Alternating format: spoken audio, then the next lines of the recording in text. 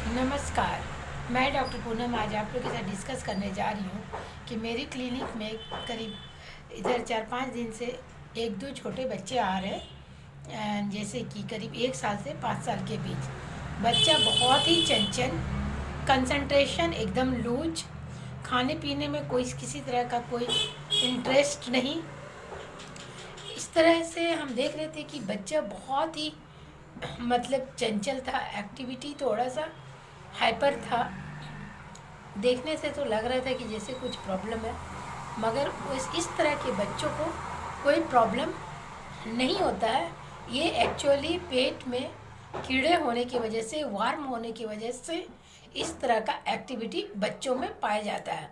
अगर आपके बच्चे भी 1 से 5 साल के बीच में हैं और इस तरह की एक्टिविटी करते हैं तो आप तुरंत समझ जाइए कि उसके पेट में कीड़ा है। सबसे पहले तो आप उसका डाइट चेंज कीजिए, बाहर का चीज़ देना एकदम बंद कीजिए, बिस्किट, कुरकुरे, चॉकलेट वगैरह, और मीठा थोड़ा सा कम कर दीजिए। डाइट में हरा सब्जी, दाल वगैरह, रोटी, चावल, यही सब दीजिए। फल दे सकते हैं, दूध दे सकते हैं, ड्राई फ्रूट्स दे सकते हैं। इस सब से कीड़े में कोई डर नहीं है। मगर अगर आपका डाइट गड़बड़ रहेगा तो कीड़ा बहुत तेज़ी से पनपेगा। और ध्यान रहे, ये रात में ज़्यादा पनपता है, जिसके वजह से बच्चे का नींद भी डिस्टर्ब हो जाता है। एक दो लेडीज़ तो बता रही थी कि उसके पॉटी के रास्ते से रात में कीड़ा बाहर निकल के घूम रहा था इधर उधर। तो इससे ये सब चीज़ बहुत बच्चों में देखा जाता है।